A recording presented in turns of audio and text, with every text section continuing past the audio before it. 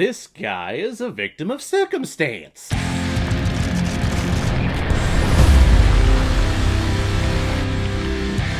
Wrong Guy, released in 1997 and is directed by David Steinberg, who has also directed such films like Paternity and Going Berserk. And this film is starring Dave Foley, Colm Feore, David Anthony Higgins, Joe Flattery, and Jennifer Tilly. I think that was a pretty damn good Jennifer Tilly impersonation. And the reason why we're talking about The Wrong Guy today is because it was a PayPal donation / recommendation from one of my subscribers and contributors to this channel, James Philbrey.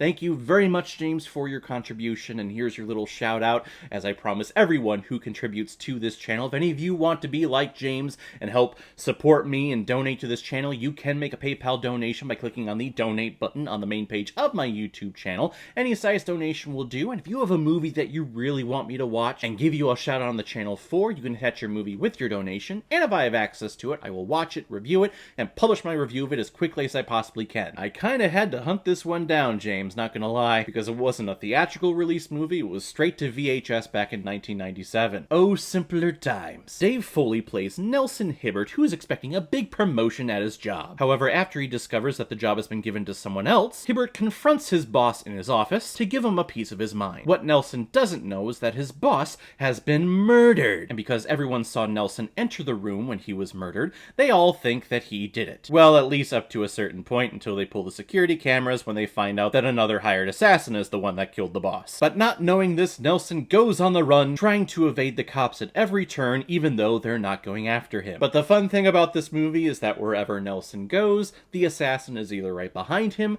or just in front of him, and their paths keep crossing. So there's a lot of moments where the police show up and Nelson puts his hands up and is like, "Aha, you got me. Yes, I'm the murderer. I killed him. At least you think I did," when the real assassin is standing like right behind him. There are a lot of farcical aspects about this movie that really work. However, I think the trouble with this movie is that a lot of these farcical parody comedy elements are kind of played to death. One joke happens, and it's really funny. And then it happens again. It's like, okay. And then the same thing happens a third time, and my brain is starting to go, okay, I've kind of seen this before. Let's try something else here. And maybe there's a slight tweak to it as it goes along, but really, mainly, the main source of comedy is that this Nelson guy is a flat-out idiot. And I like Dave Foley as a comedic actor. I did watch him when Comedy Central was like in its prime years, when it first became syndicated, and they were showing episodes of Kids from the Hall. I used to watch that all the time. And then I would watch Dave Foley host the celebrity poker tournaments.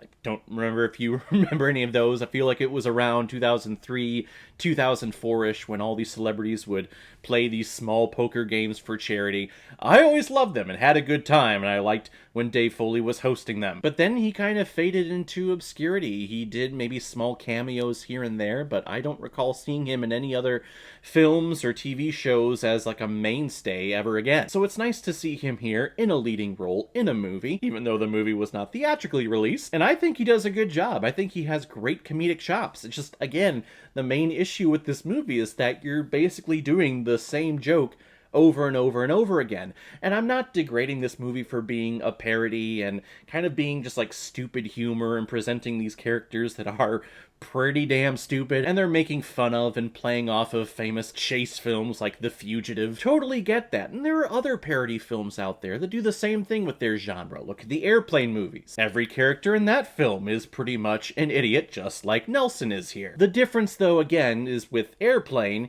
you have a bunch of different jokes in there and a lot of different word plays and comedic lines. Really, here, it's the same joke over and over and over again. To the point where I'm not saying that this film is bad, it just gets repetitive, and when it gets repetitive, I get bored. Colm Feore, though, plays a pretty good assassin. I love his voice. I don't know what he's doing with it. It's something different than what I typically hear from him in other performances. Usually in other films, he's always like the supporting character, but here he has more of a main role, and I like what he's doing with his voice. I like his tone. And apparently he's just a super assassin too, with multiple plans, like Plan A and Plan B. We never got to plan C. I also really like the cop who is just the laziest cop you've ever seen, but he always gets results. He's one of those people that you just hate at work, where you know that they don't do anything, but everything just kind of falls into their lap and they get all the recognition. He gets all the backing and funding from the FBI because he's been with this case from the beginning. So he's like, well, let's go to that 5-star restaurant and order a 5-course meal, just to get into the mind of the criminal. We have every resource we can have, huh? Okay. Well, go ahead and call a helicopter. Why do you need a helicopter? I think I want to take it to New York. I have a niece out there that I haven't seen in several years. Let's go! Laziest cop ever. And he's so apathetic in his delivery of his lines when he's negotiating with the assassin to try to let everyone go. It's just great. And Jennifer Tilly shows up here, and her character has a sleep condition where out of nowhere she will just fall asleep. So she drives a lot, of course, in this movie. And I think she has one of the most iconic voices in the history of cinema. I mean, who else talks naturally like this? No one that I can think of. If you like this style of humor, if you like idiotic characters doing stupid things, mistaken identity, and little parody films like this, I think you'll find enjoyment out of it. Just be prepared, though, as I've been saying this entire review, the jokes, the character situations are pretty repetitive, so if you like a lot of it, you'll like this movie. I'm gonna give The Wrong Guy 3 out of 5 Blu-rays. Not exactly what I had in mind, but not bad. Alright everyone, now comes my favorite part of my videos where I randomly select which movie I'm going to be watching next. We're going to be picking from all the movies that are sitting behind me that I own, so let's take a look. 12 rounds!